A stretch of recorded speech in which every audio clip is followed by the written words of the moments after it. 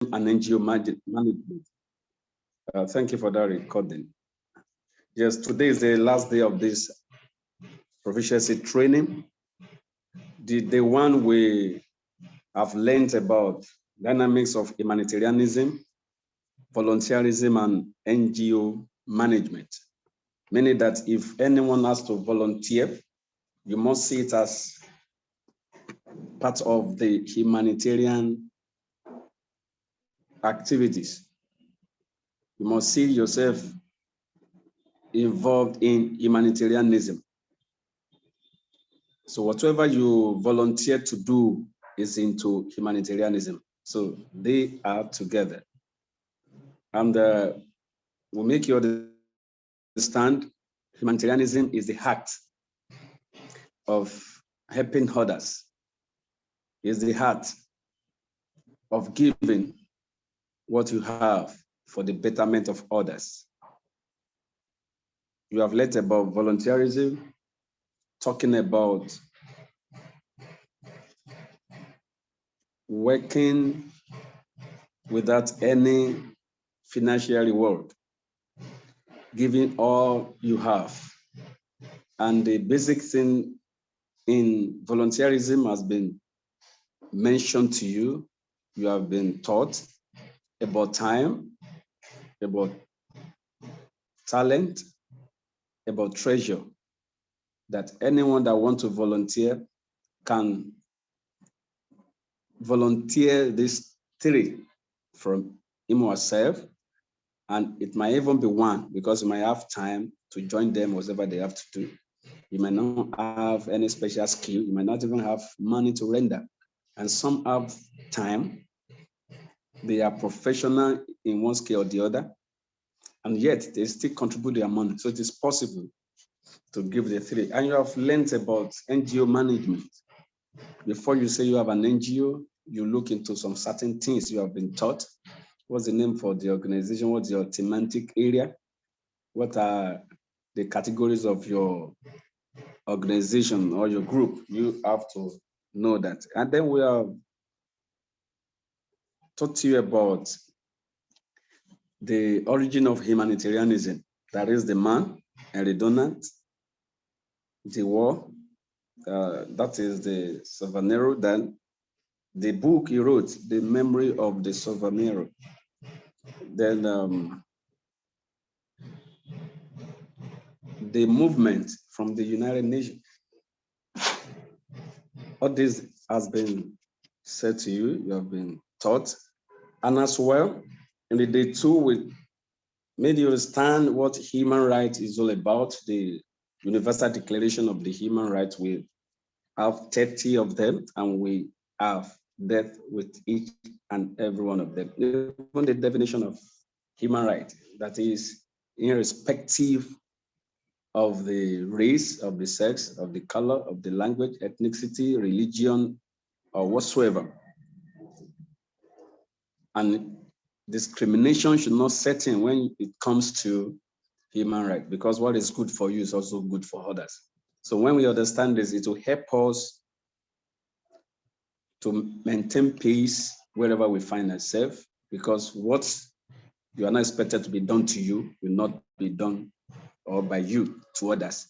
So there are a lot of things we need to put into consideration when we are advocating for human rights. Because if you don't know your right, how will you advocate for it? If you don't know what the law says, how will you advocate for it? So, and thank God and thank you to all the barristers in the house yesterday that have really helped us so far in those human rights laws, human rights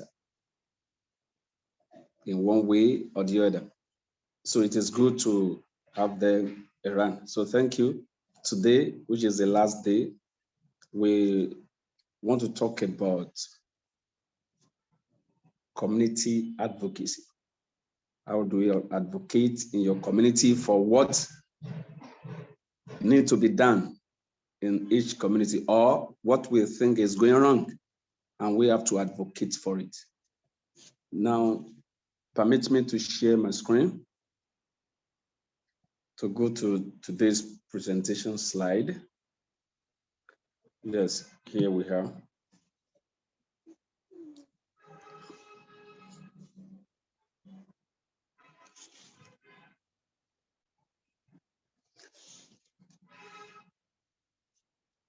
It's coming up. Please, can you all see my screen? I think it's still rolling up.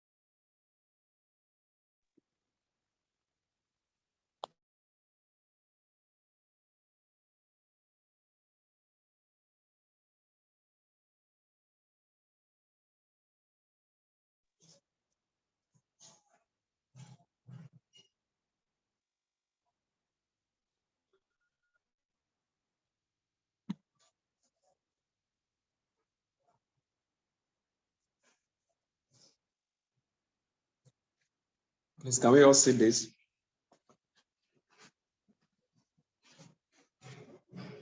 Yes, I can. All right, thank you so much. This advocacy.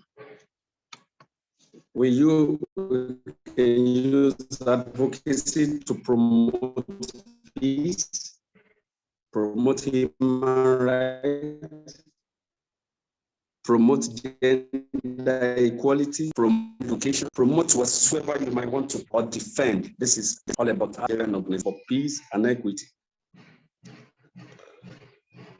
The session objectives, this is to learn basic strategies for developing an advocacy plan,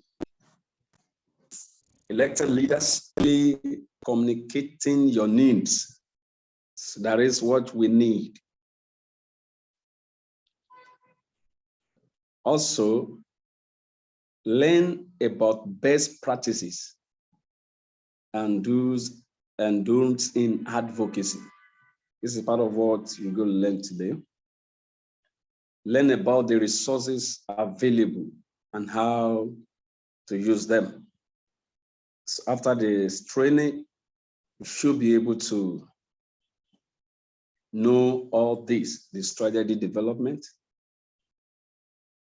the best practices of do's and don'ts, and the resources available and how to use them. So advocacy.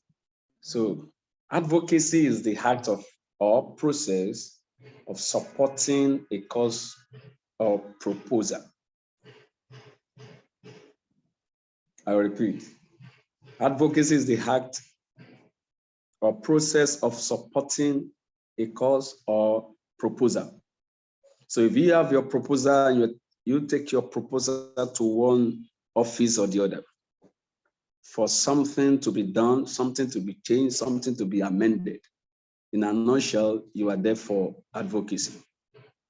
I proceed. Advocacy is a process to bring about a change in policies, laws, and practices of influential individuals, groups, and institutions.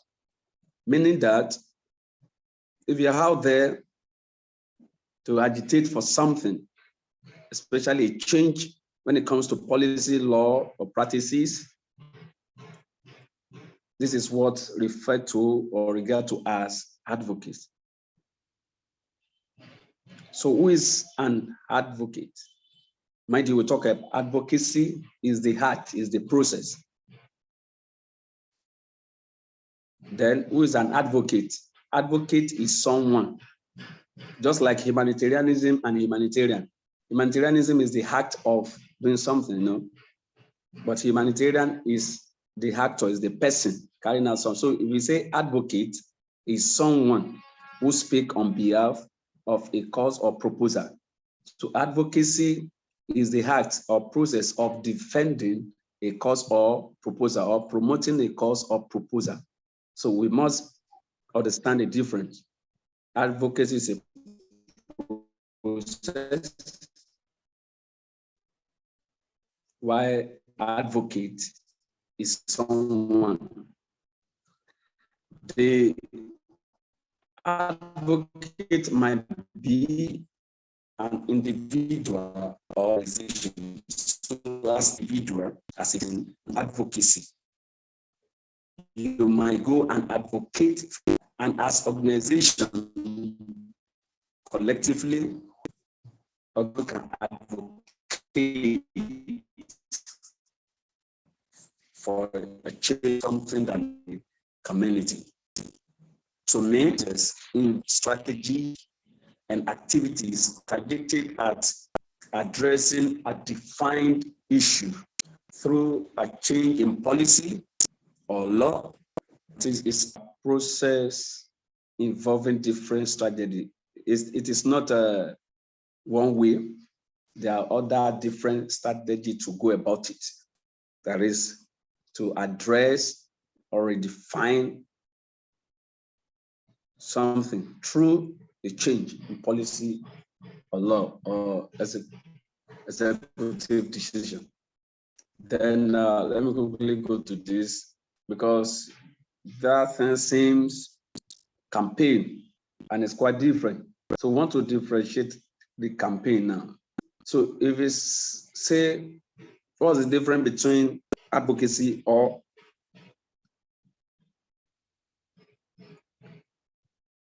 what is the,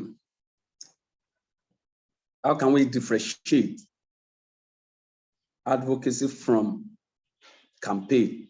However you want to ask that question, or what's the difference between advocacy and campaign? So a campaign is any series of actions or events that are meant to achieve a particular result. I repeat, a campaign is any series of actions or events that are meant to achieve a particular result. Do not forget that the other one is to for an expected result, a particular result, a change. But campaign is a planned set of activities that people carry out over a period of time in order to achieve something such as a social or political change. And that is why it is mostly even used for politics, the political parties.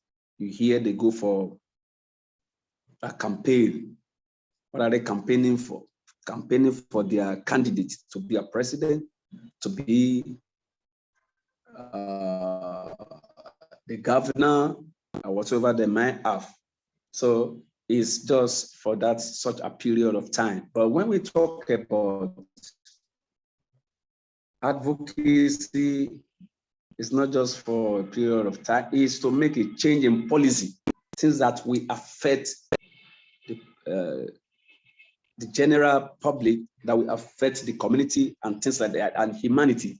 So if we need a change, we must make an advocacy. It's not just a short period of time, that will be in existence, that will be enacted into law, and not just a campaign that you campaign, you want your person to be in charge or not. Advocacy challenges: lack of comfort with the advocacy process. These are the challenges you might face when you're set out for advocacy. lack of comfort with the advocacy process, because you might need to go extra miles to achieve whatever you want to achieve. They may tell you you don't need to submit your proposal here. You have to submit to so person that is even not closer to you. So the process might take a very long days, months, period of time, but it's part of the challenge that one have in advocacy. Then don't know where to start. Who are we going to meet? Because you need people. It will be a challenge. Who are we going to meet? Who can we talk to? Who is going to listen to us? So this part of challenge, we say, okay, are we going to write letters? What are the things to do? It's part of the challenges when it comes to advocacy. Then don't know where to get help. You need to write letters. You need people that might go with you to talk to that person, at least for the person to understand you, because getting there and they realize that you are not recognized in the community, not that you have any doctorate degree in this or that, or you've not been a traditional ruler or religious leader, this or that, they might not want to attend to you. So it's not be looking for who can help me, or where can we get this help from. Then don't feel you are expert enough to advocate. Nobody's expert enough, because whatever you put together might be a trash or rubbish to some other people where you have to submit your advocacy. So it's part of the challenge we have. Then steps in advocacy. These are the basic steps in advocacy. And the number one, yes, is to define change you seek. Define it. That is the fact about what is really happening that you want to advocate for. You define it. Number two, define the goal. Why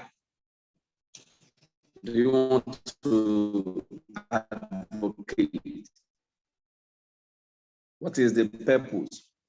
What we wish to see? How lasting with the program be?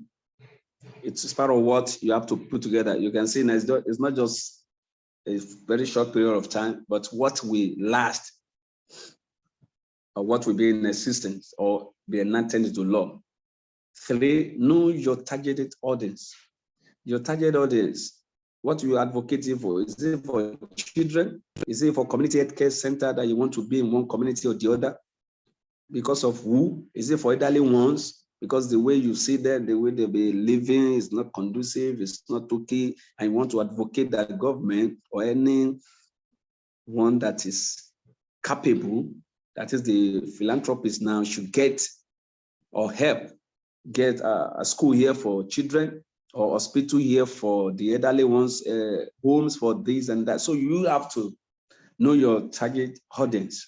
Then number four, design the message and materials. So which message are you taking there? What are the materials? Maybe you've gone out to take pictures of what is really happening in the community, or where you want to start from. So you have to have your pictures, your messages, your material that you have to submit to them, at least for them to know that what you have said, there are nothing but the truth. They are fact in what, because they are going to make their research, they're going to make their findings about what you have put together. They're going to be evaluation. So you have to have concrete message and materials to present. Then determine your method of delivery.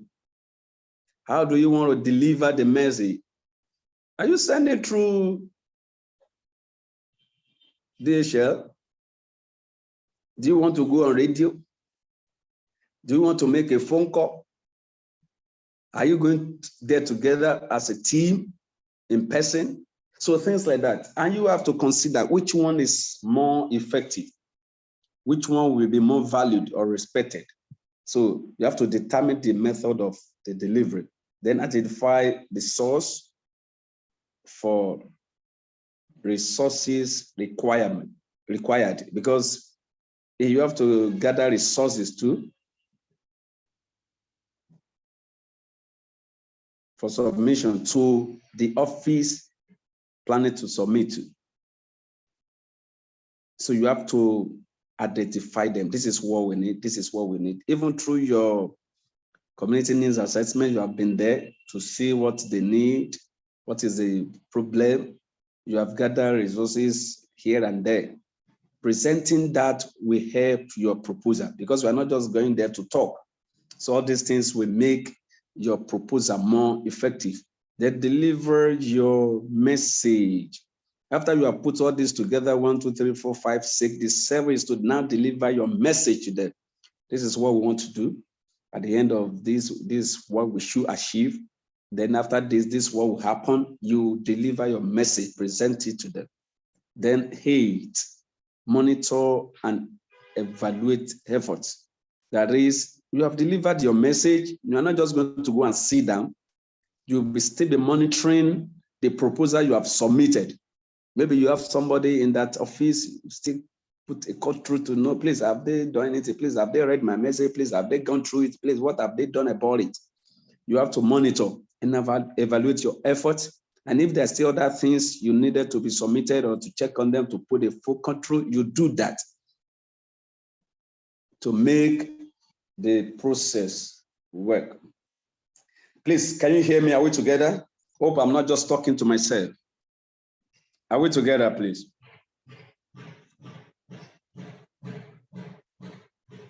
Hello? Right on, sir. We can hear you. Thank you so much. But it takes you so long before you answer me. Please, I want us to concentrate. We can hear you. Yes, we want us to concentrate. Build your advocacy strategy. This is an example, a strategy you want to use. Number 1, identify the issue. What is the problem in this community regarding child rights? Is this child rights? Is this peace? Is there a dispute resolution? You identify it. We're just putting a sample here on how to identify the issue, the problem in the community. It might be the child rights. People are just infringing over the child rights. It might be peace or dispute resolution, things like that. So what is your need? What is your concern or problem to be addressed? You now look at it. Is it a local? This issue we're talking about, is it a local? Is it a state or a federal issue? It will help you to know where to start. Because it is a federal issue. Going to the local government chairman, going to one landlord association leaders, going to community may not help. Because you can't be there to get your information, but they are not the one to solve the problem. So if you identify, is it this problem we're talking about? Is it the local problem? Is it the local issue? Is it the state? So it will help you to know where to go. So is it a legislative issue or an administrative one? This will help you to guide you to where to submit your proposal. So we are not just submitting proposals. This will help you. Who can address the issue for you in the current venue? That place you now decided to submit the proposal. Who among the officials there is going to address this issue when you get there? It's part of what you are going to put into consideration. It's part of what you are going to put into consideration. You might have even make more research about the person. What does he want? How does he operate? Is he a kind of person that read papers and things like that to help you gather your information? Then build your advocacy strategy. Set the goal. This is the goal we talk about. What is your desired outcome? What do you want to achieve from this advocacy? What outcome or alternative will you accept, will be acceptable? So you put that into consideration too. If I'm doing this, what will it be the alternative? Okay, which of them will be acceptable? This is the goal. You set it right from the onset. Develop your request. Make it clear and concise. Provide a clear rationale and support your request with evidence. statistics and report. That is, you are not just going to request or submit a request. So you have to support it with evidence. What evidence have you made in the community? Because all this will help the proposer. What statistics you have put together, it will help you. Then report you have gathered from people, interview you have made, you have gathered your report. This will help you develop your request well. Then we now talk about build coalitions. That is, garner support from within your organization. So all the members of organization, you must gather them, let them support the proposal. You are not working alone. And that is why Dr. Iwade so many times do reach out to other members that have been the members, especially on the board members, for support, for cooperation, for coalition, because you cannot do it alone. And people have to come together to support that cause. Are we submitting proposal? Are we advocating for something? Like, hey, AHIABGA stuff is an advocacy because we need it in this country. We need it in some other country, and it should be part of the maintaining activities that they should lead to when it comes to healthcare. So, meaning that if anybody is writing proposal or advocating for something, the first thing is to gather support from the organization, the within people that are together. It's not always monetary aspect. Many ideas will come, many influence, maybe through friends that they all have, gather them together. Yes, we can get this from this, we can get that from that. It's part of what we should do. Then you look to develop relationships with organizations of common interest. Okay, that's good. That is, apart from the within the organization now, each person from the organization will help to look out to other organizations of common interest that can support the motion, that can support the project, that can support the advocacy.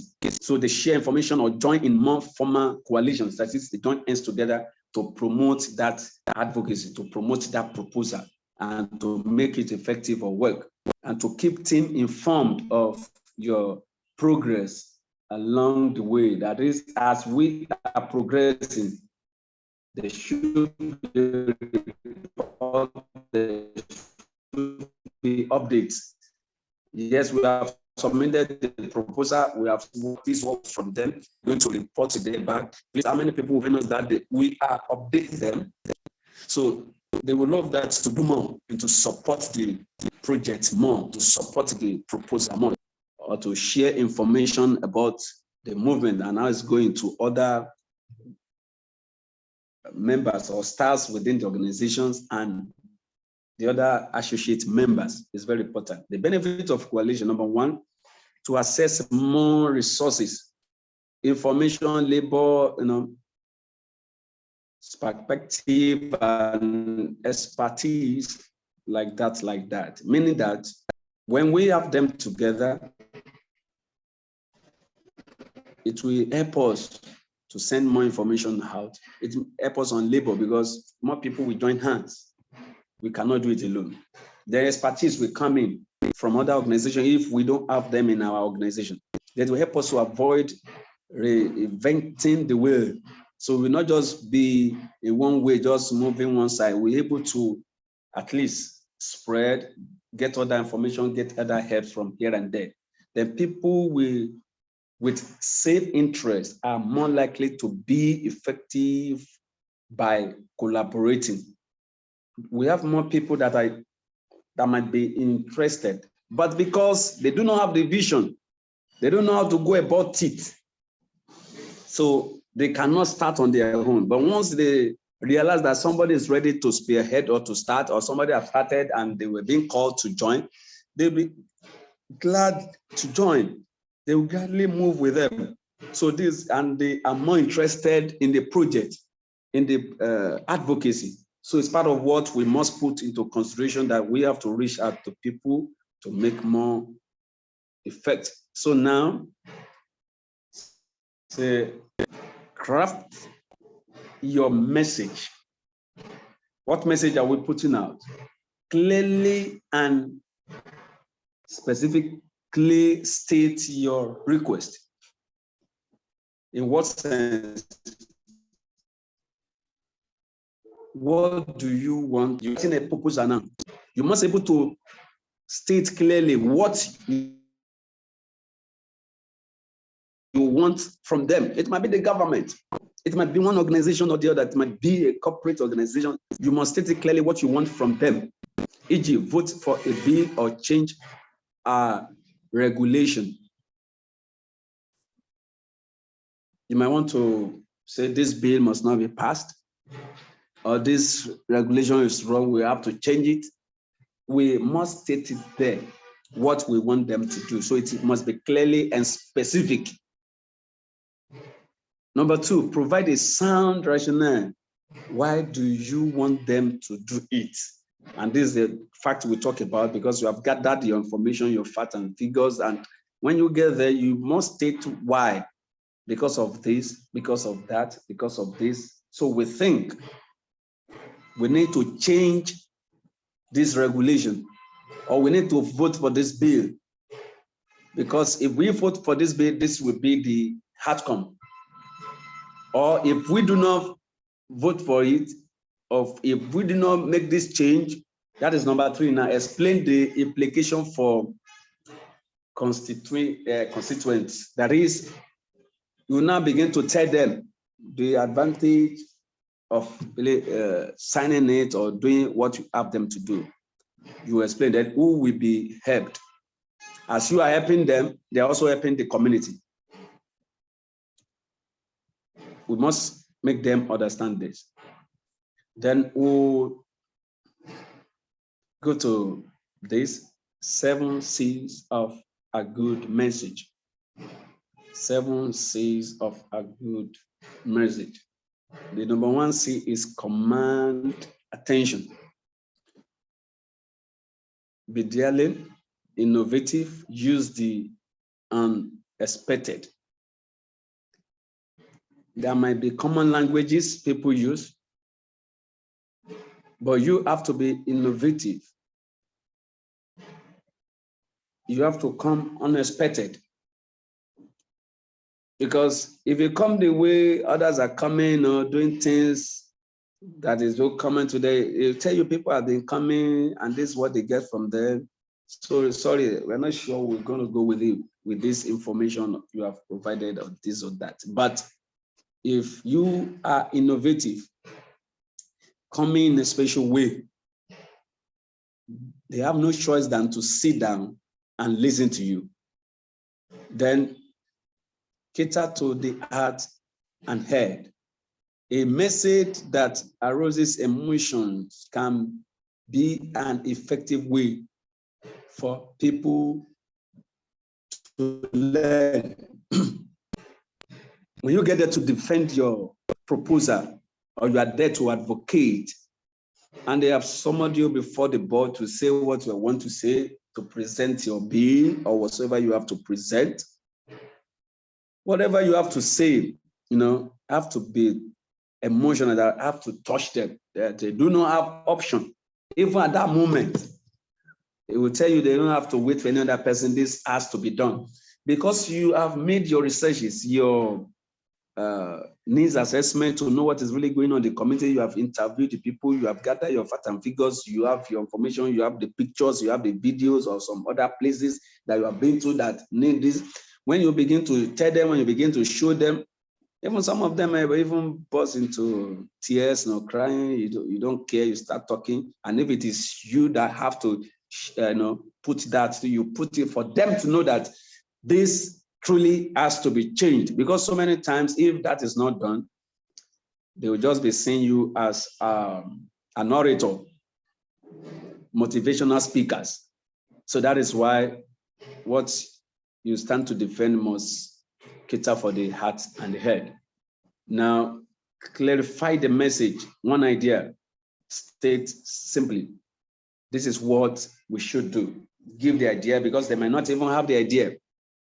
So you have to clarify the message, give them the option, give them the idea, and make it simple for them to digest, for them to understand when you are presenting your proposal. Then communicate a benefit. Why is it good for the individual or society? You state it clearly, you have numbers of them. If we build a hospital here for our children, number one, there will not be any sudden death, premature death. You begin to state them because you're advocating that hospital should be built in this community. Because some people has been crossing the road to go to other places for healthcare, which is supposed not to be. And if it is education, school, we will tell them because some of our children do go far away to school, and it's not good. Some of them, the road is not safe for them, the transportation, this, and if they are here, it will help the children. You have to state the benefit, why this proposal is being put together. Then create trust, establish a credible source for the message. That is, whatever you have to put together as your evidence has to be trustworthy. That to be trustworthy. So whatever you say, because they may make findings about it, and they want to get the clearer picture. They want to understand if it is true or false. They want to make their findings true. So you must create trust in them. So whatever you say, they must see it as truth and nothing but the truth. Then call for action. What the message is asking the audience to do. If they are to do this, what is the action from the audience? You have to state that too, because there must be cooperation between those and the audience too. Then consistency counts. Repetition is essential. At least 6 sources are effective in reinforcing the message. Consistency counts. Repetition is essential. At least 6 sources are effective in reinforcing the message. At times, something might come once, some people might not even notice or even listen at that moment. So that is why consistency must count. You have said this, maybe they didn't heed, you continue, you still proceed, hammering on the same thing, coming again to say the same thing. Number one, it will call the attention to that thing you are hammering, saying, or coming back to repeat to them, because that is what you want to be done. Because the first time I read another meaning to them, coming again to say the same thing, to put it straight, giving them clearer picture, coming again to do that, they have no option that to follow what you have put together or advocating for. Delivering the advocacy message. Now the statement, the evidence, the personalization, call for smart action. I repeat, the statement, that is what we have put together. The evidences you have gathered in the community to show that truly the community has no hospital, the community has no school, truly Nigeria needs air ambulance. You have to put evidences together. Plus personalization, what you yourself observe and things like that, that you personally have already witnessed or undergone in that community or in that nation or in that country. Then call for smart action. So what do you want them to do? What do you want them to do? What do you want the community to do? What do you want the officials to do, the government to do? And this will result as smart advocacy message. When you put all this together, we'll regard this as smart advocacy message. Then option for communicating requests. There's an option. Written communications. there is emails, letters, advocacy brief.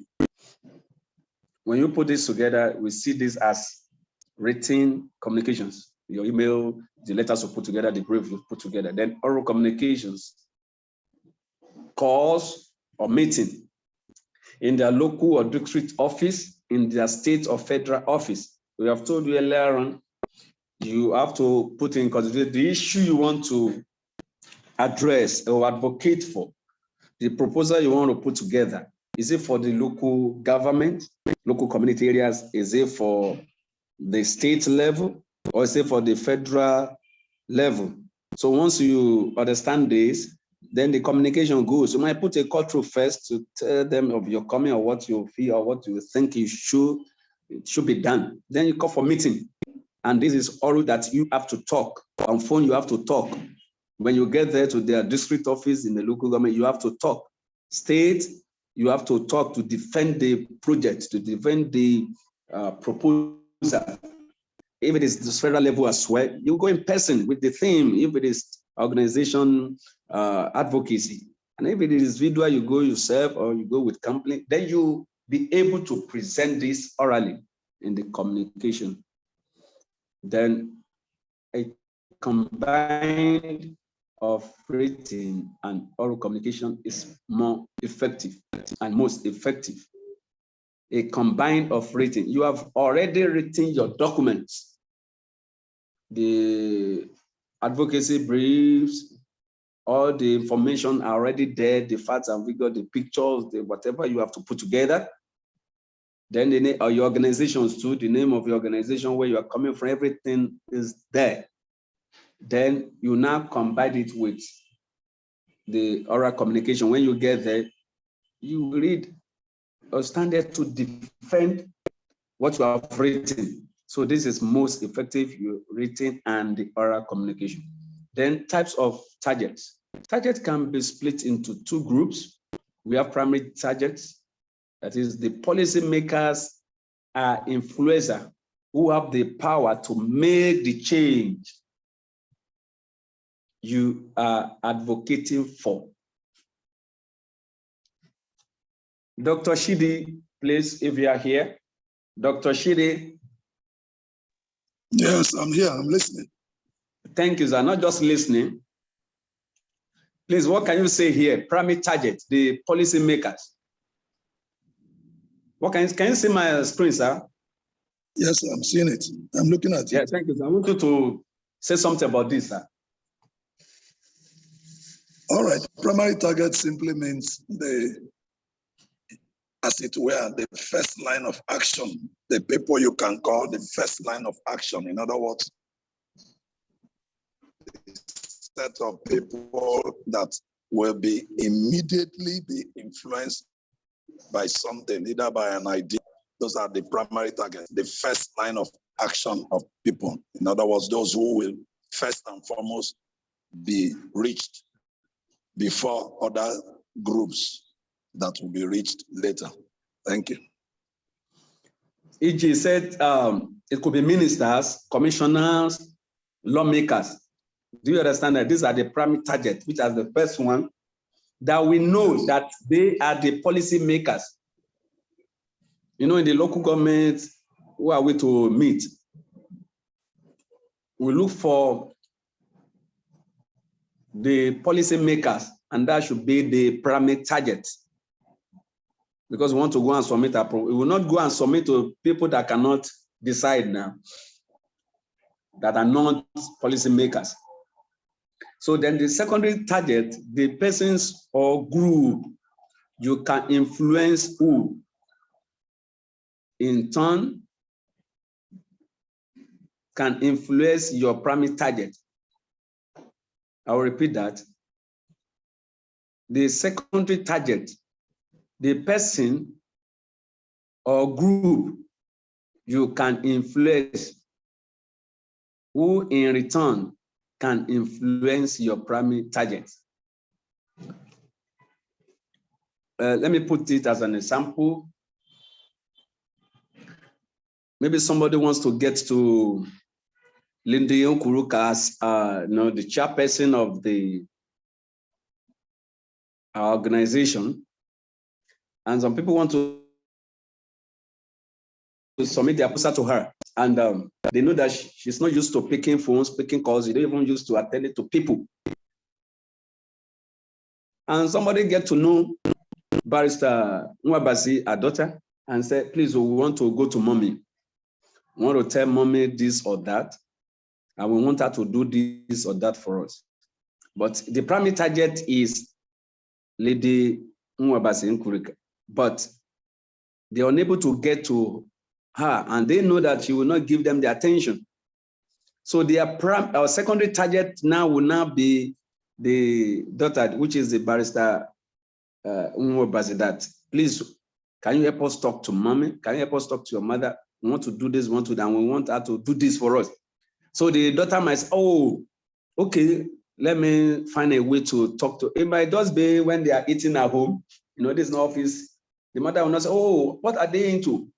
When they present, okay, I let them come to the office tomorrow. It might just be just like that.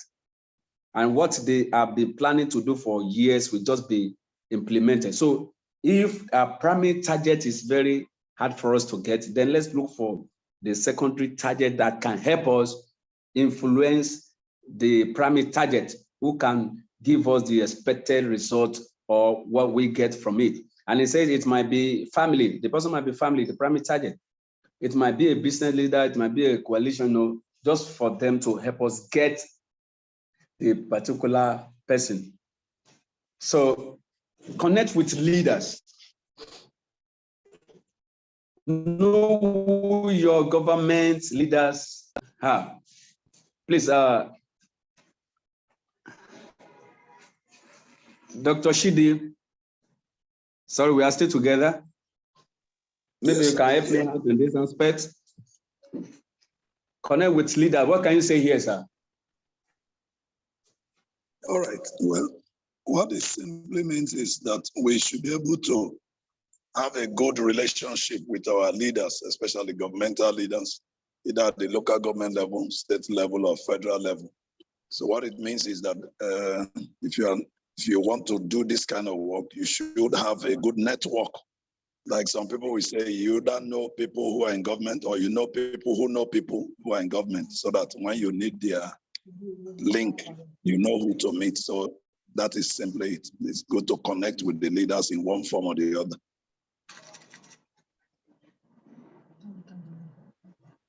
That's a good one, sir. Then the next one, sir, we are still listening to you. Make them know who you are. Okay, sir. It means from time to time, you make those leaders, in other words, you, as it were, make known your profile to them, let them know who you are, your background, where you're coming from, and probably the positions you occupy. Because we're also living in a world where positions actually speak. So if you are placed in one position, strategic position or the other, it's important to make those leaders know who you are. At times, if they will not listen to you for who you are ordinarily as a person, they might listen to you when they know who you are by way of your office, your profile, your appellage that goes with your name and all that. Thank you, sir. All right, then let them know how you can help them. What can you say about that, sir? Okay, it's letting them know what value you can add to their organization too. We are living in a world where when people get close to you, whether you like it or not, they want to know what advantage will their being close to you add to them, especially the government people. So it's important we let them know what we can add to them, especially even in this kind of job, in humanitarian work, in volunteerism and all that. Even though some of these organizations or some of these government agents will know that you are doing something good for the society and for the country, they will want to know, okay, how will this promote our government and all that? So it's very important before going, the person should also have carved out a strategic purpose that my coming in contact with you people as a government is adding so and so value to you people. And if possible, might be connecting them with some other governments of other nations. And they like to hear such things. Thank you. Thank you so much, sir. We've been to a station I don't want to mention, where we went to advocate on conflict and things like that. The officer we met in Chai was telling us, oh, this is what we need in this country. Can't we write and take this advocacy to the Inspector General and do this or that? We are so happy because the way she spoke, because of what they have to gain from us too, that they are not happy just taking people to the court, to remind this or that. It's because there are no homes. So there are some that should be taken to homes. But according to the law, they have no right to detain anybody in the station no more than 24 hours and things like that. They just have to release or they'll send to court. So not all cases should go to court, but they have no option because they mustn't remain with them. So we now went to another session, same advocacy. The way the other officer related to us, I don't know if it's Ambassador Mary Oyetake is in this class now. She will say more to that because we were there together that very day. The way the other officer was relating to us, we were so embarrassed, looking at ourselves, even, how did we get here in the first place? Coming to this, as if we have not gone to other places before. Showing that the way even our leaders reason are quite different.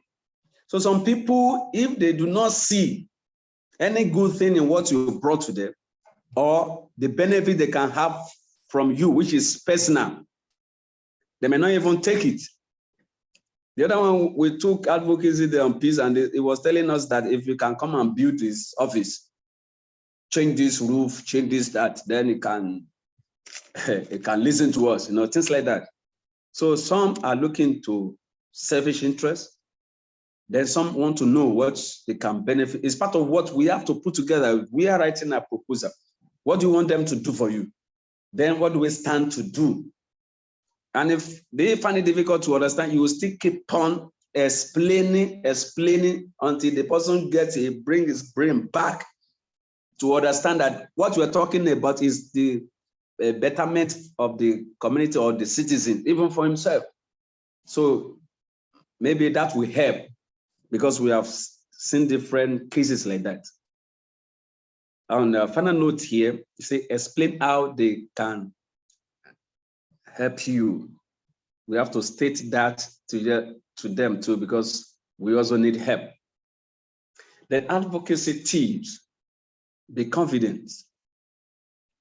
Be confident, tell your story and share your experience with your elected leaders. So the leaders you have chosen to meet, which is your primary target or whatsoever, you must be able to share your story, where you have been to, when you are trying to make the community needs assessment, this and that, what you have passed through, what you have gone through, what you have seen. Share the story, share the experience with them.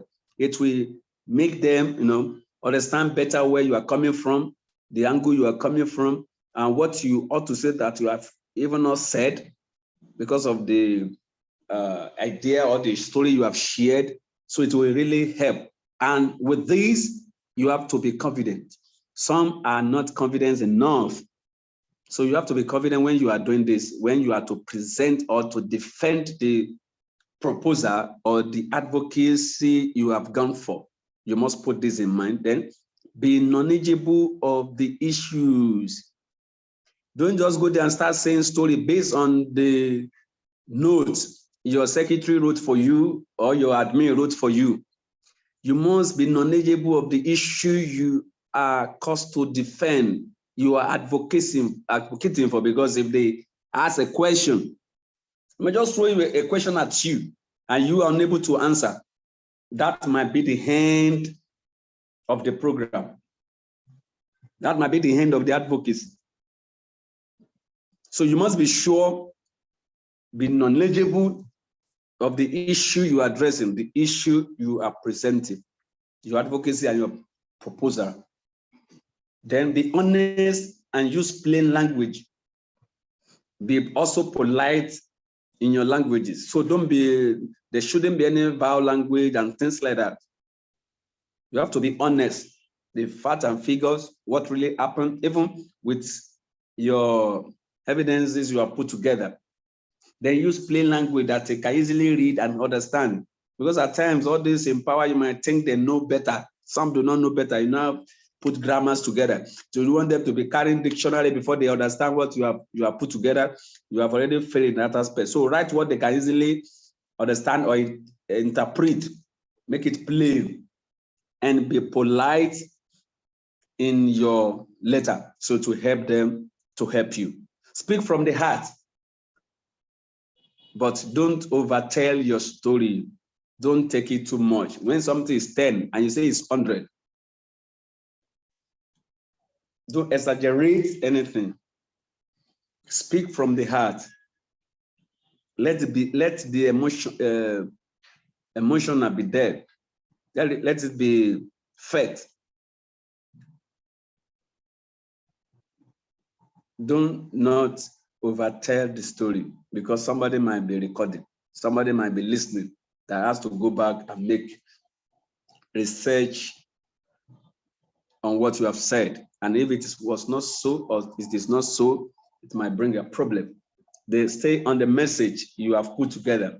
Don't go beyond the message you have written, because if you submit that 10 people has been, this or that has been done to them, and while talking, you said 100, they get back to it and see that is so. Just stay on the message you have written.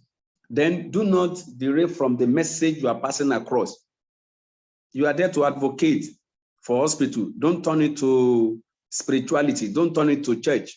Before you know it itself, you start telling your primary object and people, the board member that are listening to you, to say amen, and you are expecting them to say amen because you're a pastor. So it's never like that. You must stay on your message and make it straight or clear to them. They ensure that your group reflects the diversity of your community and agencies. I repeat, ensure that your group reflects the diversity of your community and agencies. Dr. Shide, you are still going to help me on this. What do you understand with this, sir? The group reflects the diversity of the community and agencies. All right. I believe it means here the group that is with you as an advocate. So it should reflect the diversity of that community. What it simply means is that you should be inclusive enough. The way we say it this way, inclusivity, that your group should be an inclusive group that has a reflection of the various people, various either tribes or whatever groupings within that community, and then agencies. Like there are some organizations that you go to meet, they want to be sure that your group or the group that is following you in advocacy reflects the various agencies that are concerned in that.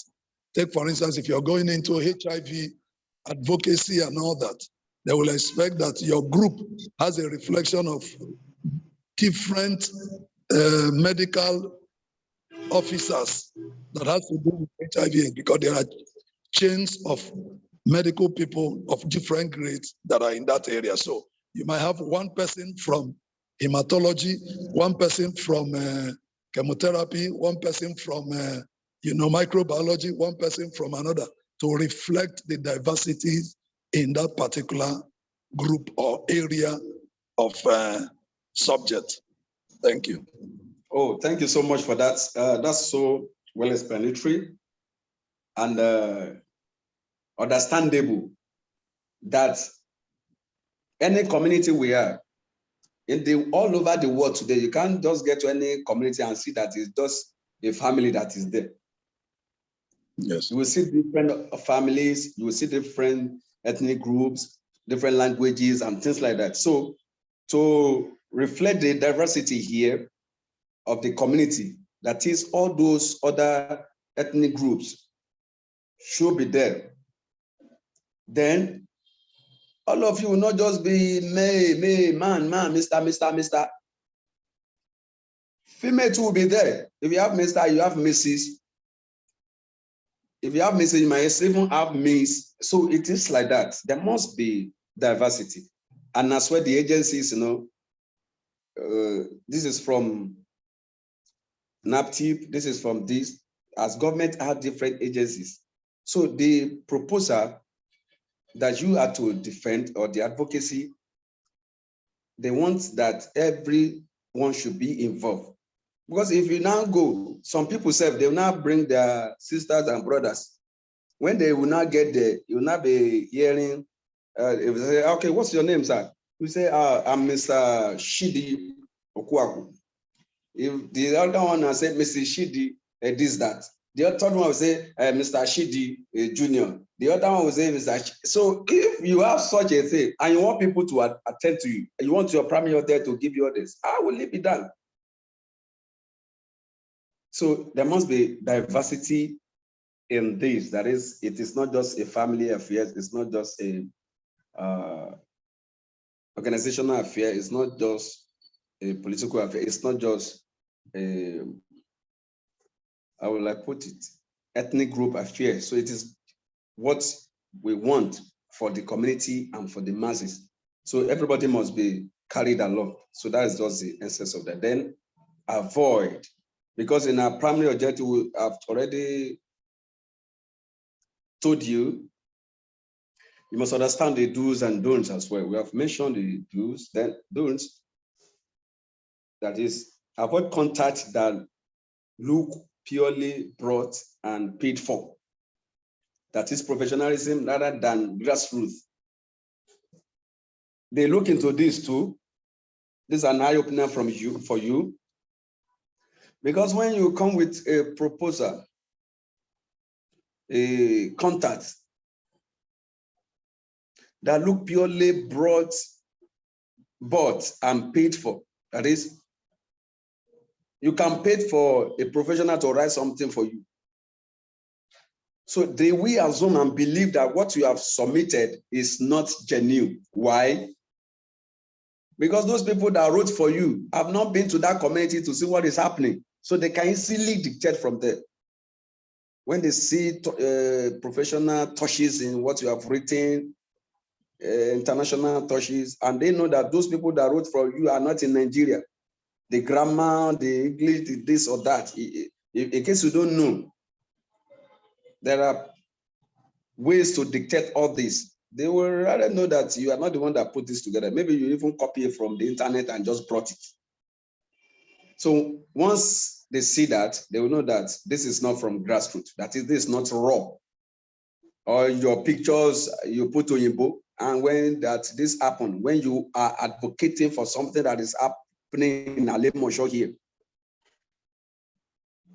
So you have to do your best to make sure that the proposal is grassroots and not paid for. Write what you see, write what you know, make it simple, let them understand. Nobody will condemn you for that. They will rather appreciate it and they will rather work with it. Then avoid a confrontational style that harasses or insults politicians. You want to go and submit a proposal, you can't say this government is not this because the former government, and you begin to harass them and you want them to do something for you. You have forgotten that the people in power today, they are from one political party or the other, they are all governmental officials. So it will not make the proposal go or move. It will just cause a problem to you. Just put it on the table there. Okay, thank you, you can go. In the next 3 years, you are still coming by, you've not got the truth from them, the response from them. So you must avoid that. It shouldn't be any confrontation or any harassment to the politicians or the leaders who are submitting things to. Members who are under-informed or are speaking to issues without conviction. I repeat, members who are underinformed or are speaking to issues without conviction. You want to defend your proposal. I now want to bring somebody on board to speak on your behalf. That one will begin to speak rubbish now because he doesn't know more about it. He's underinformed. Or what is happening, he cannot say categorically or this is what happened. So he will just talk without conviction in him or herself. He will just say what you know for speaking sake, and that might affect the advocacy or the proposal. We must put this in mind. Providing members with tools that make them look like wound-up robots.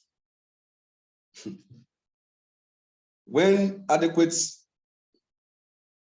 tools are not provided, these are, it will be, they will just be like wound-up robots. That is, they will not be active. That is, adequate tools should be provided for members to work. When you are working proposal, you want them to go out, you want them to scout for, you want them to take pictures, but they didn't have enough tools to use. It will not make it work. It might even affect the proposal you are putting together because you will not get the genuinity of the information they provided. Take advantage of social media. Social media is one of the most powerful and cost-effective tools available to advocates today. Blogs, Facebook pages, tweets, and more are all cost-effective way to share your message and increase constituents' understanding of the issue that you are working on. That is, when you're working on something or doing something, you should consider social media too, that will help to advocate for it. And if your team member, the one that have to work on Facebook, Twitter, this and that, you don't get adequate tool, how would they do it? It's part of what we're talking about. It might even affect the, because if you submit your proposal anywhere or advocating for something, they will get back to check on you. If you're on Facebook, if you're on this, if you're that, then what have you done so far? All this, what have you been doing? They will want to use that to monitor you. It is good. We have pages for that. Then best practices. Credibility is the key. Always be truthful, even if it seems it will diminish your position. This is very serious. Always be truthful. Whatever the challenge, whatever the situation, be truthful. It might want to jeopardize your position or whatsoever. It may want to bring relegation, but be truthful to what the issue is about, because one day they will surely still get back to you that, yes, this is what happened. So you might have gone, they might have sacked you. We've seen that in a police force when something happened because they didn't have time to really go depth into the matter. So they just send the person away. After some years, he was an inspector when he was being set out. Now, they now call him back when they get the truth of the matter. Later on, after more than 10 years, and I called the person back and decorating with DSP. He was an inspector when he was sent to prison. So there are a lot of things like that. You have to be truthful in whatever you do, whatever the situation, because this will help you. If they find out and see that you are truthful, it will give you more credibility. But if it is not so, it will not give you the credibility. If there is opposition, acknowledge so and respectfully explain why your advocacy position are right. So instead of you lying, denying, or not being truthful because of one opposition or the other. So you have to acknowledge so that there's an opposition, but respectfully explain why your advocacy, why your proposal is the right one with facts and figures. Even if you know that others are lying because of the position, you state why yours is true and not to be disrespectful or to be harmful to others. Respectfully explain yours, and it will give you more credibility about your advocacy. Then the importance of grassroots advocacy. Real people, real issue. Effective advocacy relies on local participation. It's effective when it is raw, when it is real, from the grassroots. This is local. Whatever picture, whatever you want to take as evidence, let it be local where they are. Maybe signboard of that community. Maybe let it make it real, and don't just bring any picture anyhow anywhere. Grassroots communication of concern has the greatest impact on the local politician. That is, if you are communicating with them, you want to interview some, let me put it that way, let them talk in their local dialect, let them know that this the local government, let them know that this is the grassroots you have. This will help the proposal, it will make it genuine from the grassroots. Even the politicians love that most, and the people you might want to submit to. Then personalized approaches to political leaders work best. Real people explaining real concern.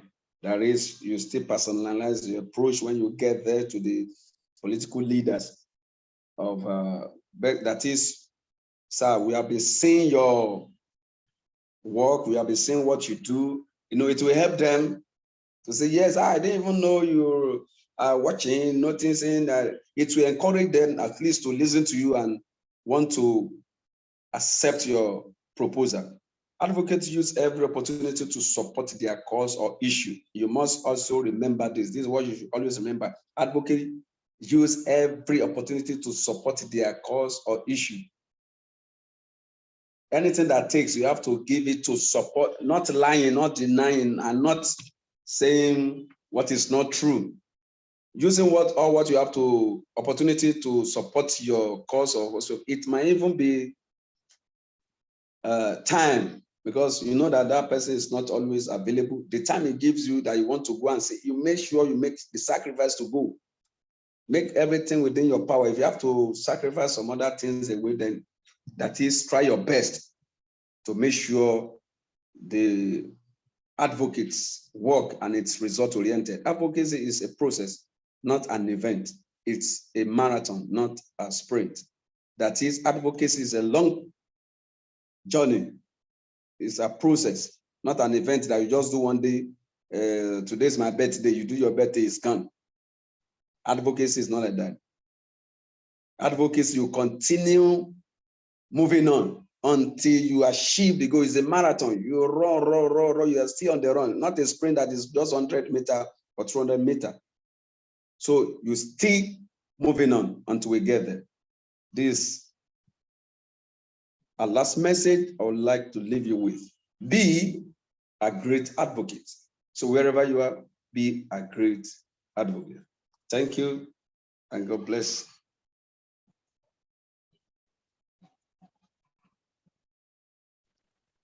Thank you very much, sir. That's a good one.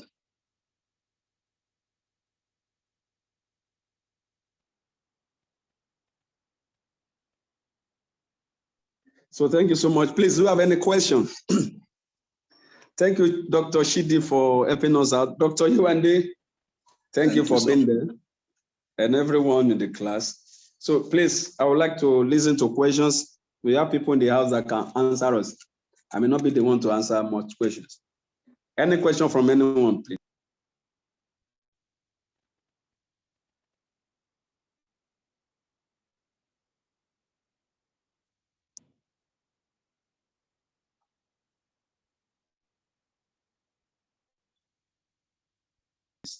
Any question?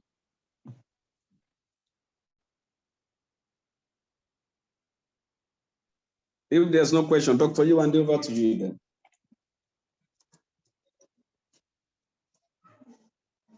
Yes, hello everyone, and thank you so much, Chaplain Dr. James Obatumibi, I hope we can all hear me.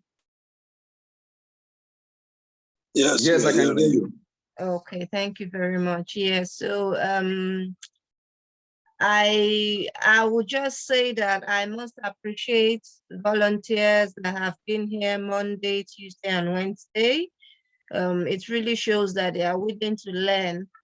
I know that the network issue in Nigeria is something, you know, that we need to work on, because I've had somebody who I was going to connect her with a nurse in Ireland. This is an Irish nurse, though she's Yoruba, but she's registered, you know, as a nurse in Ireland. And based on that, she wanted to learn Yoruba and Brazilian Portuguese and Spanish.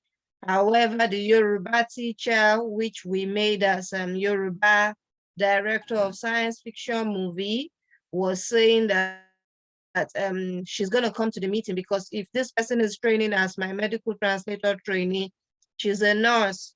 She's not a graduate of Yoruba language. So I wanted the Yoruba graduates to be the proofreader, so that when she writes about happenings in the hospital in Yoruba language, our teenagers who are not very good with English will be encouraged, you know, to become nurses, even if they end up as public health experts.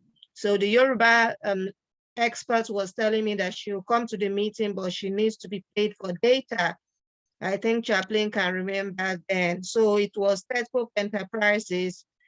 He's not a volunteer. For those who know, that's our accountant for UK projects.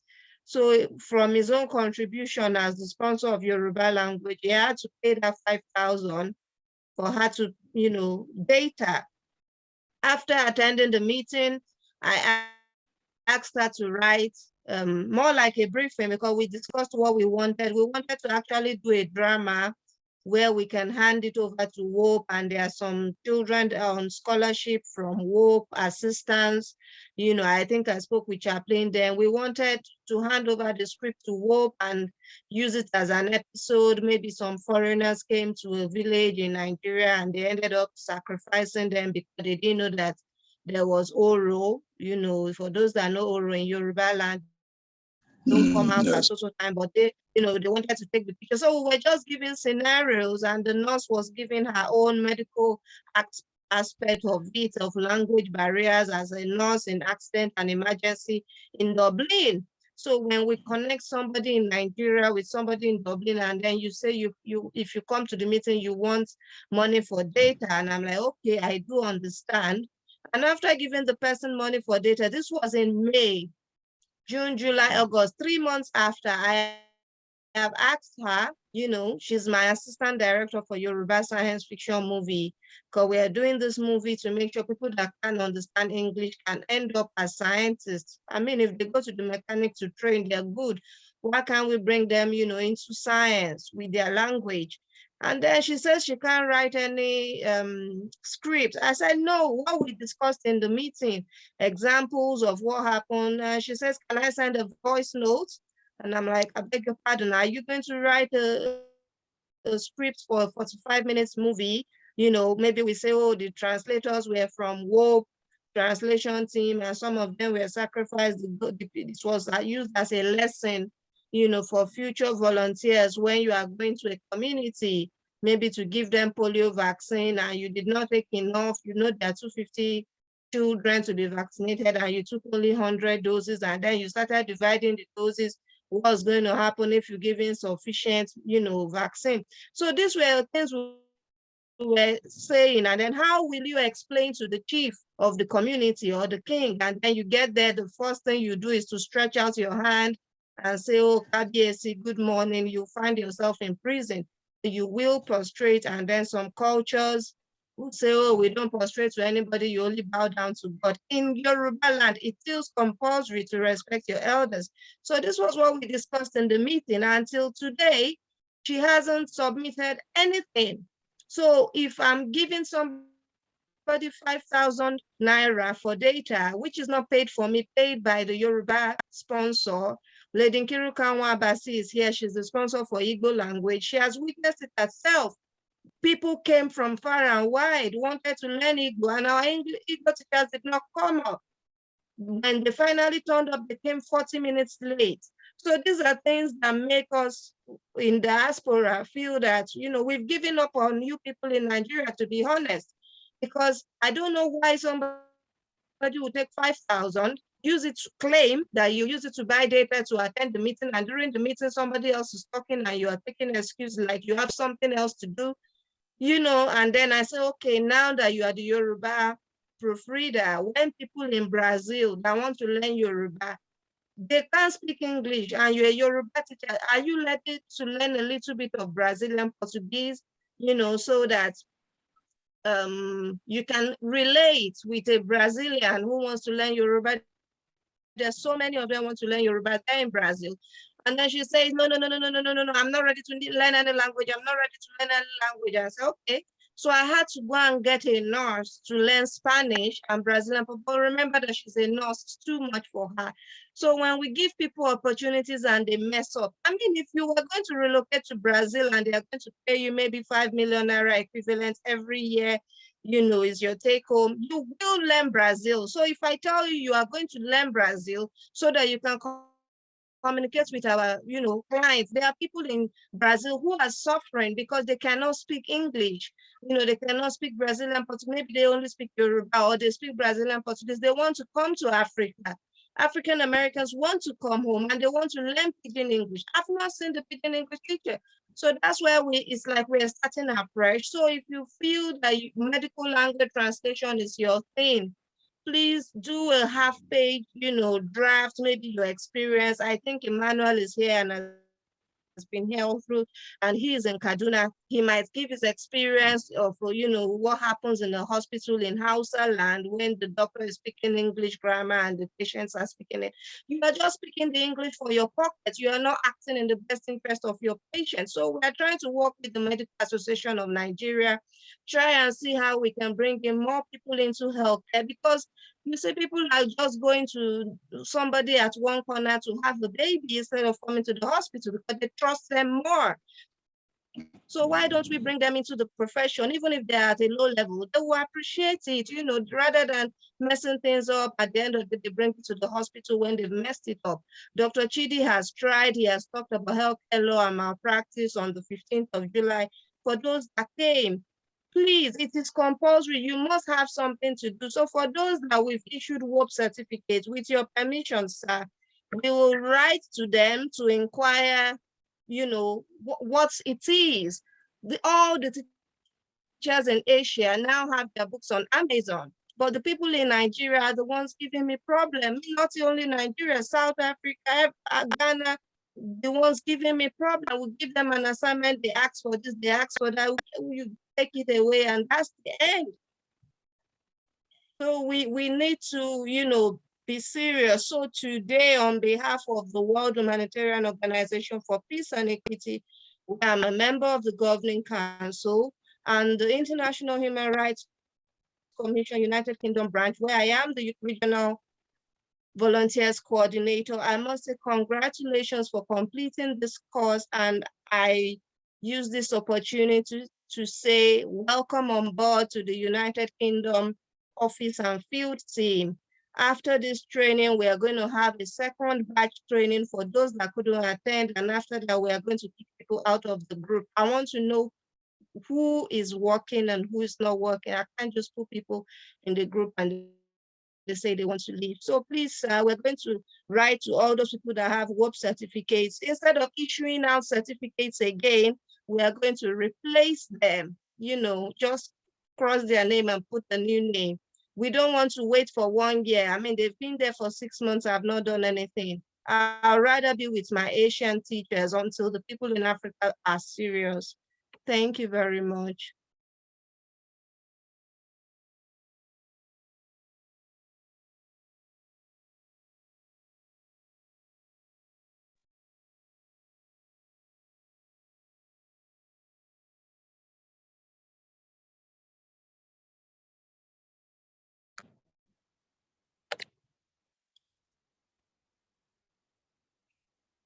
Yeah, Alonso. Over to you, Chaplain, sir. And Dr. Chidimadu is the Director of Education. You can make your comments, and then Chaplain can, give his comments on next steps. Okay, all right. Can I say good afternoon to everybody? Dr. Chidimadu on the line. I want to graciously appreciate the delivery by Chaplain Dr. James. It's been a wonderful time for the past 3 days, and I believe that is what it takes to volunteer. From time to time, you have to adjust your personal programs, and that's exactly what some of us have done. So I want to appreciate every one of us, especially Dr. James, Dr. Yewande, and those of us who are at the top leadership of WHOPE. I haven't heard what Dr. Yewande has just said. I want to use this occasion to encourage every person. I know that several times a lot of people have wrong mindsets when it comes to volunteering, and especially maybe within this side of the world, for things that might not have immediate financial gratification. A lot of times people seem not to take it seriously, but I want to encourage as many of us that are here listening to me right now. We believe that everything might not have initial gratification. And even if it doesn't have any form of gratification, everything we do in life is a seed. We are sowing a seed to humanity, sowing a seed into the lives of people. And most importantly, it's also a seed towards God. And I bet you every seed, good seed, germinates and multiplies. And when it's multiplying, it comes back like a big harvest. So I want to encourage a lot of people who might be wondering, why am I here? What am I doing here? What am I getting and all that? Let's try to change that mindset and just have a mindset that, look, let my life count. Let my life be a seed into the lives of other people. No matter how small I can give as a seed of my life, let it be that my life is known for something. Let's, imbibe that culture. And let me also tell you the truth. A lot of times when you are even engaged in selfless service, I must tell you, a number of times God pays you back in different ways from other organizations.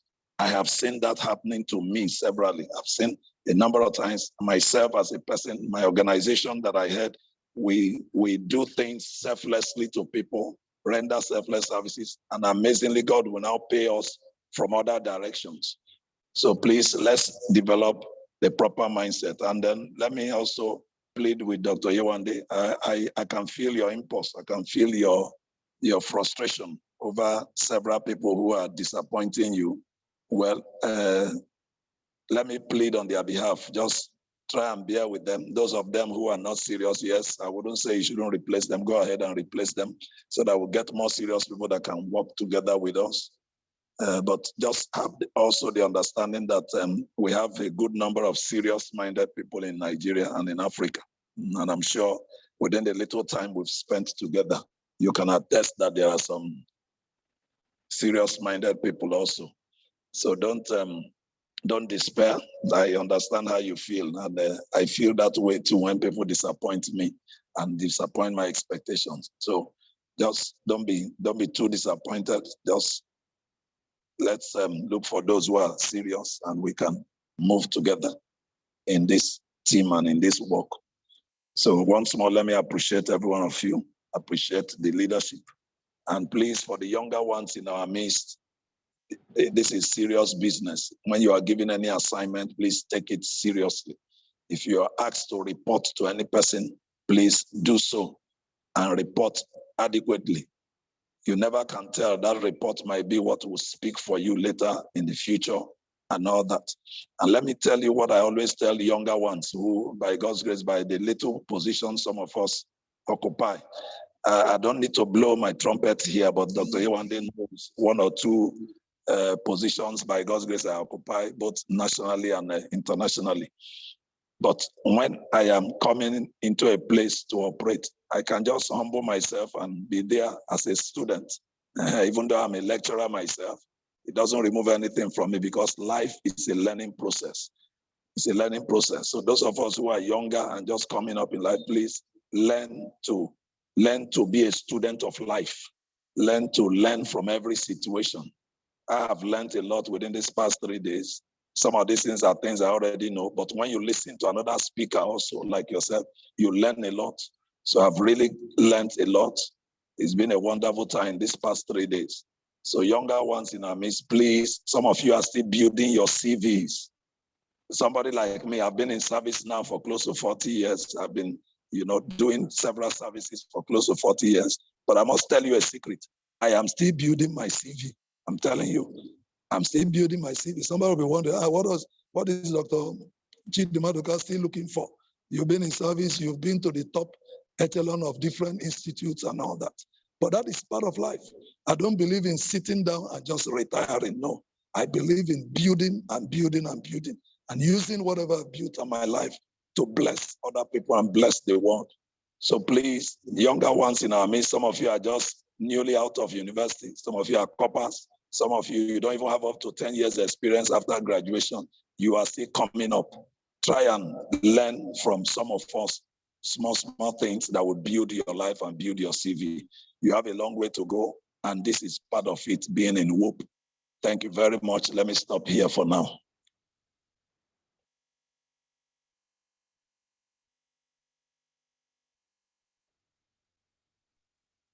Thank you so much, Dr. Chidi. And thank you for your advice and everything. We've heard you. Thanks for your vote of confidence too. And also thank you, Dr. Yewande. Thank you so much for everything. We've heard you, and I'm sure every one of us, everyone here has ears to hear. That's the simple truth. And the way the country is going now, we all know that you either sit up or you'll be left behind. That's the truth. You either sit up or you'll be left behind. Now it's spinning so fast that we all know that it's no more business as usual. Nigeria is coming up and most of us are sitting up. I'm telling you, it's no more business as usual. It's no more. If I tell you people have been in and out of hospital, my kids, but I'm in a meeting, I'm still showing up. I'm still showing up. So if it's before, I might have given up. I'm sorry, I won't be able to. I might be the admin, but I need to attend to my kids. But we now know that there's fire on the mountain. That's the truth. Things are changing, and Nigeria must sit up to take its place for the right things, as in for things to take its right course. And we all know this. We all know this. Thank you so much for everything. We are really, really grateful for the opportunity and for everybody that is here. On behalf of Chaplain James, we are really cooking up so many things to bring on board, so many things. And one of the things I want to say here is that, like what you said too, Dr. Chidi, and what Dr. Yewande said too, there are so many things we need to put in place to turn things around. So it's either you are with us or you are not with us. There's no more sitting on the fence. No more sitting on the fence. So we'll be bringing in so many new things to also, be on top of our games. That's the only thing I might be able to say for now. But we'll see the things rolling out and people changing, and we going the extra mile to do what needs to be done because it should be done, because it's the right thing to do. Not succumbing to challenges, because if you really look at it, the country is really not getting better. But for us to surmount this is not getting better. Why not get better yourself? Before you know what's happening, the country that you think is not getting better will start getting better because somebody is getting better. That's how it's works.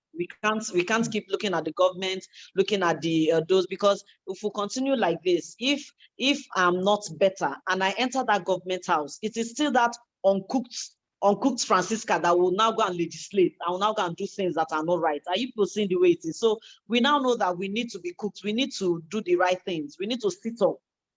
So we are really, really grateful. We are really, really grateful, and things are changing. Dr. Yewande, please, thank you so much. but really you see things will be different this particular team. Thank you so much. I need to hand the mic over to Chaplain James. Sir, we need to round up, and for everyone that attended, thank you so much. Thank you so much. And we also need to get everyone's information for those that are here. Chaplain James, just give us like 5 minutes. For those that are here for volunteers, please, can you tell us a bit about yourself? We were meant to get to know each other more. And I'm really surprised we don't have all the volunteers on ground today. I really don't know why.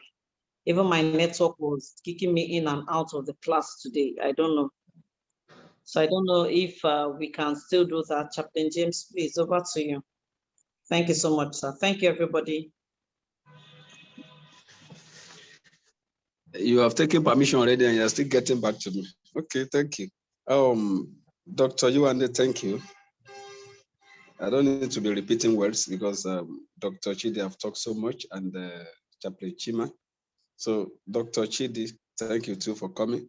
I don't know. Thank you, sir.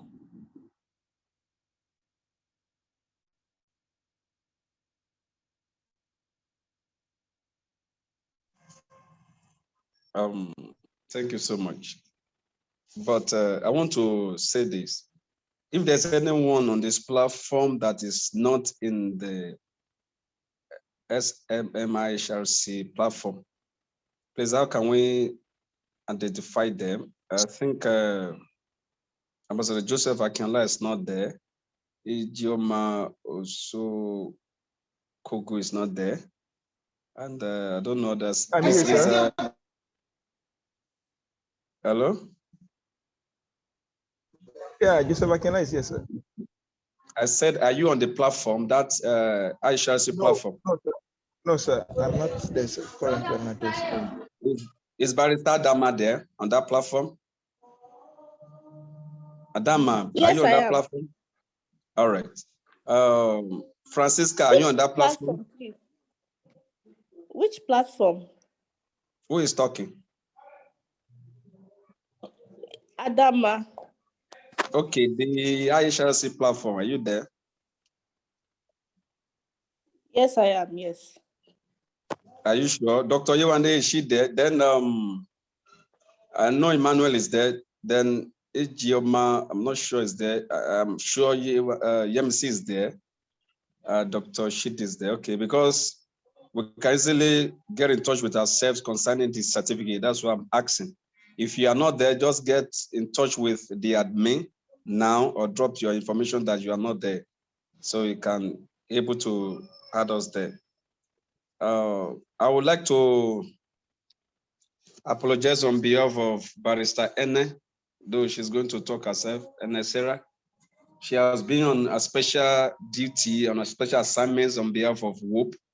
She has been to several ministries today, especially the Ministry of Education, because we're trying to make a coalition alliance with them for the World Peace Day that is coming on board September 21st. So she has been up and doing, and even going to the CAC for some other documentation. So that's why she wasn't able to be here yesterday, even today. And she still really tried to join us now after she has completed the assignment. We have spoken on phone, and we thank God for the success, and we are moving forward. As Shema have said, anybody that's not with us is against us, and whatever we are pushing forward, I'm afraid if such a person can be part of it, because whatsoever you cook, it is what you will serve and heat to. So that's just the point. So on behalf of Barrister Ene, I'm taking tendering the apology. So Barrister Ene, please, can you say something very quickly?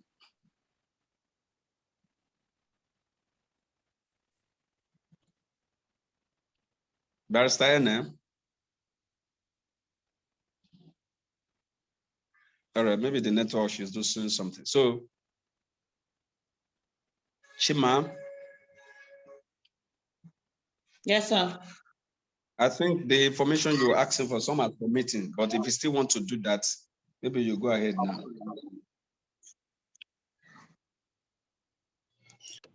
Okay, please, every volunteer here, please, can we unmute and tell us a bit about ourselves?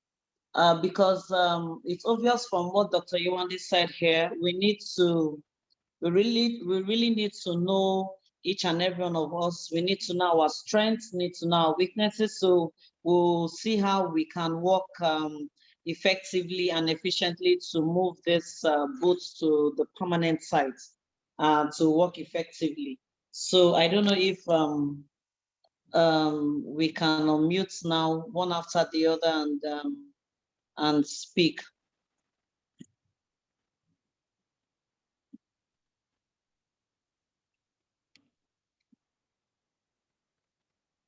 Good afternoon, everyone. Good afternoon. Please go ahead. My name is Emmanuel James Obo, from Edo State, but I based here in Kaduna. I work with FCMB Bank here in Kaduna. And before the start of the training, we've discussed with Chaplain James about what I actually need to do, and he said he's going to get back to me. I think whatever it is that the leader want me to do, and with their support and their leads, I can be able to catch up. Whatever it is that we want to do, that will make this mission a favorable one, and for us to achieve our goals. I'm here to give my own part. I'm here to give all my arts. That's what I actually need to talk, because I believe humanitarian is not just about say you haven't. This is where I'm specialized. This is what I can do. We can actually do all if there's teamwork and there's a lead. So I believe I'm here as a servant to work. So I'm ready for anything. In as much as there will be or how would I put it? There will be a manual on how to do it. I'm here to work and I'm here to learn. Thank you. Thank you so much, Emmanuel. Be rest assured that you really enjoyed the ride. Yes, it's going to be a jolly one. And I'm assuring you that it's going to affect your whole life. Total package. That's what you're going to be getting here. So please, who's taking the next lead? Please, let's be fast so that we can round up. This is 2 hours already. Hello? Hello, go ahead, ma'am. Hello? Hello, go ahead, ma'am. We can hear you. Okay. Good afternoon, everyone. Good afternoon, everyone. Good afternoon. My name is Lady Patience Ikiruka Wobas. I'm the founder and CEO of Rinzel International Resources Limited in Lagos. We are a multi-sectoral company. I'm also a certified human rights advocate, sexual and gender-based advocate. And most times I'm so busy because of the nature of my position. But I'm promising this group that I'll put in my best and make sure I make myself available to fulfill the role as a volunteer in this organization. Thank you very much.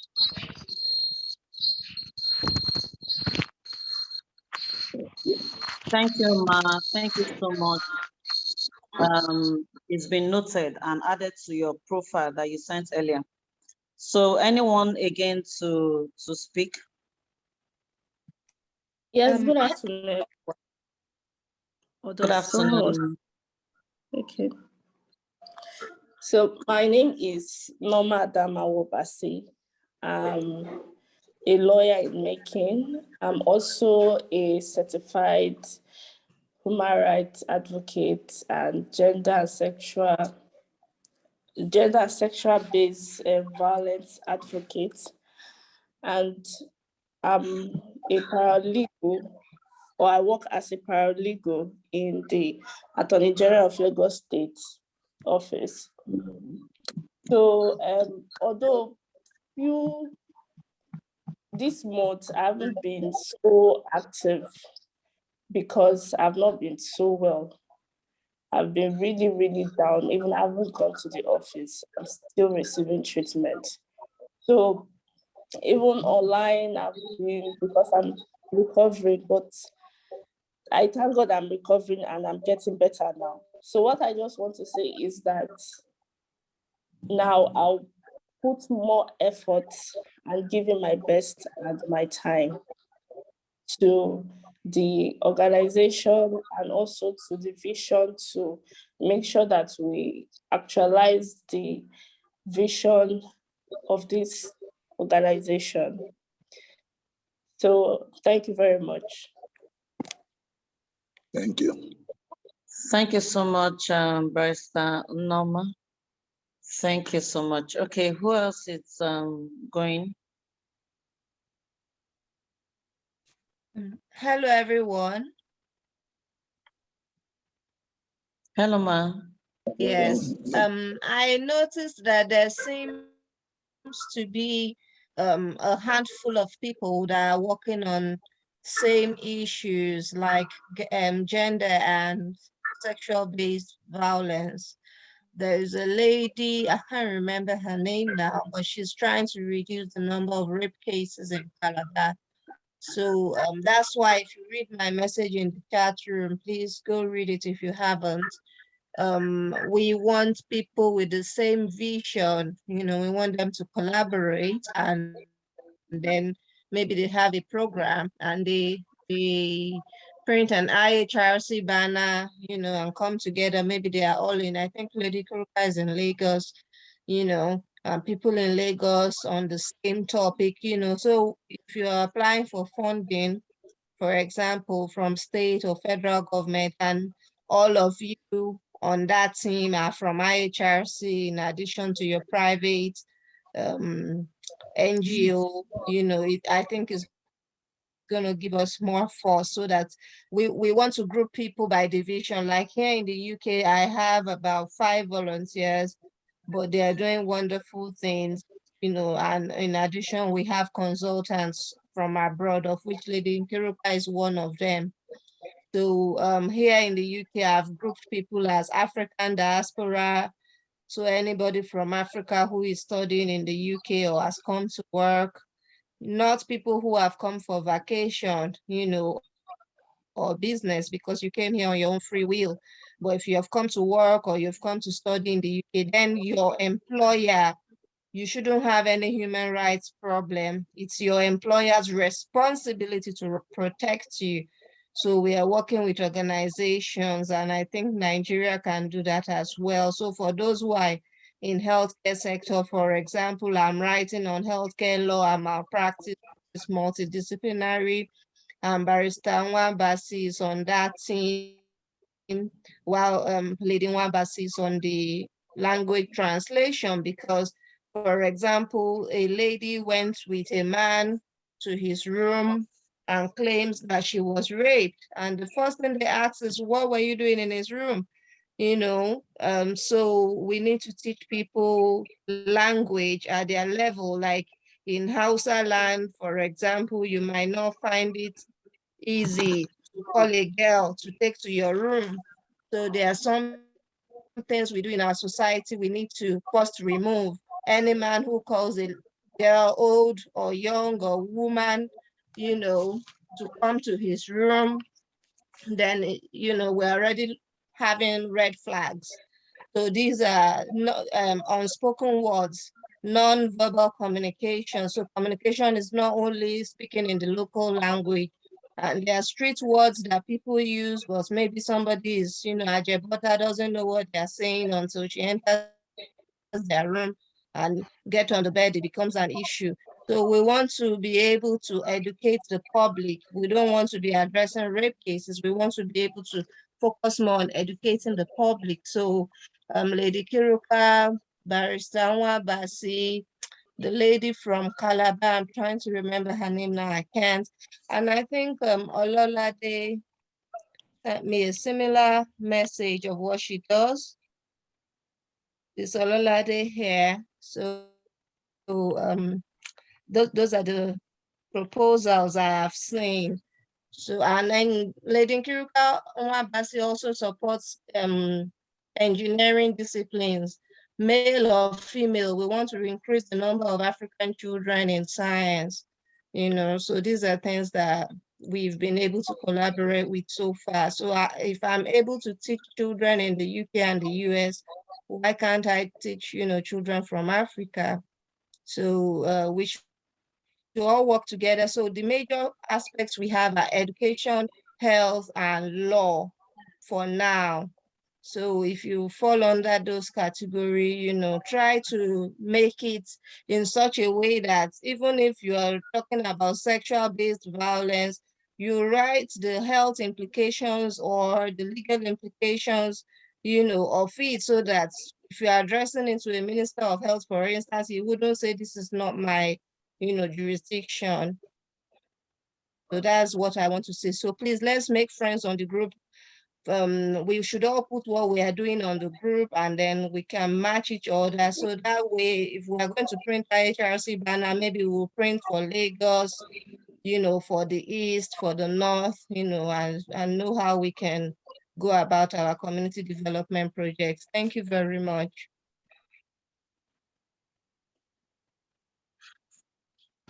Thank you very much. Okay. Thank you so much, Ma. Do we have any other person still for the introductions? All right, can I just speak, Dr. Maduka, Dr. Chidi Maduka? Go ahead, sir. All right. I don't need to introduce myself again, but just for the sake of those who don't know, Dr. Chidi Maduka, the Director of Education. I want to encourage as many as that fall under education, which also to an extent has a little link to the legal aspect, because at times some of the legal advocacy issues have some educational implications. So we'll be interfacing properly. So please, those of you who fall under me directly under education, and even we are also working in collaboration with those under the legal aspect, just like Dr. Yewande that I've sent in a copy of my write-up that will be appearing in that the healthcare law and all that. I want us to really work closely. So if you have issues that we need to discuss, please relate closely with me. And then whenever you're giving assignments directly from Dr. Yewande, let's know and let's work closely together. If there are things you need to, maybe one or two questions you need to ask, go ahead and ask me. Let's relate together, because we are also here to mentor a number of you. So I want to make that clear and give you an open door policy. Let's relate properly so that whatever we are delivering, we deliver professional content and with world-class dimensions. Thank you very much. Thank you so much, sir. Thank you so much, sir. It's highly noted. It's highly noted. Any other speakers?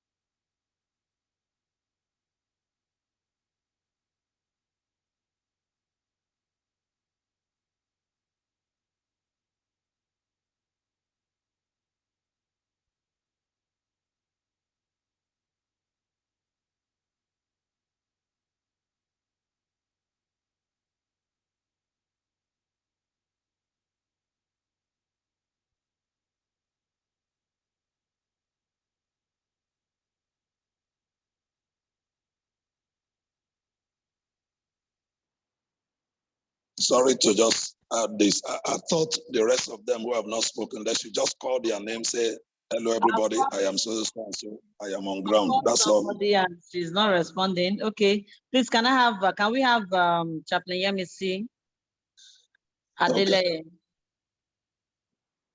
Are you available?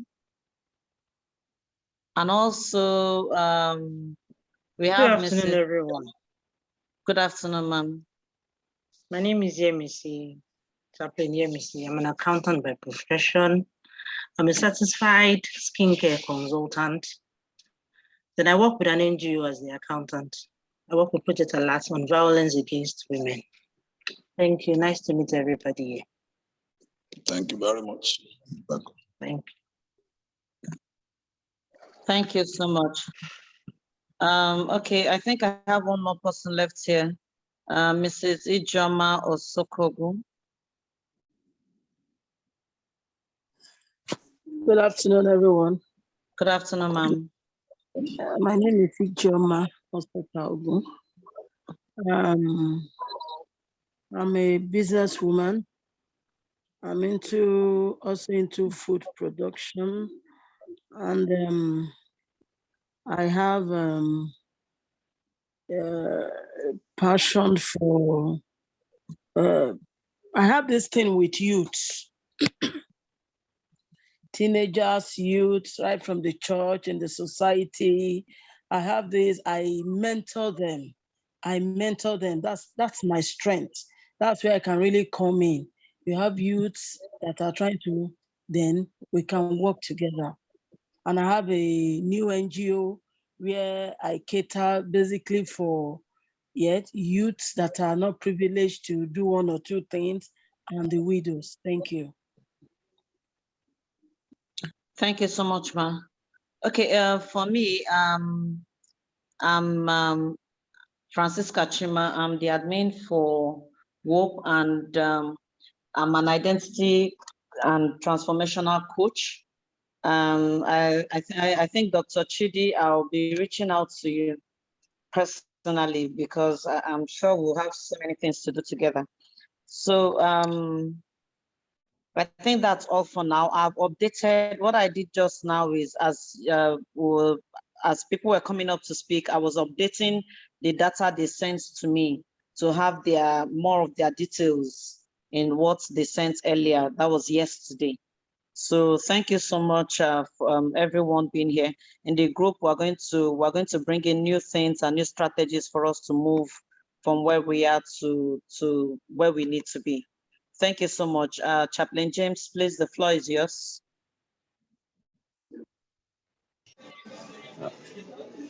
Thank you everyone for joining us today and this wonderful program. It has been 3 days and this is the last day. So I just have to appreciate you and say thank you for coming on board. And those that have participated in this, I don't want you to take this training for granted. I know it's going to be useful to you. And once your presentation slide is being sent to you, you can even study more to learn more about what you have learned for these 3 days. So thank you, everyone. Dr. Yuande, thank you. Dr. Shidi, Lady Nkurukan, everyone that have participated in this. Then I have to say a very big thank you to Ambassador Joseph Akiala. Thank you, we appreciate you. On behalf of World Humanitarian Organization for Peace and Equity, we say thank you to all the participants.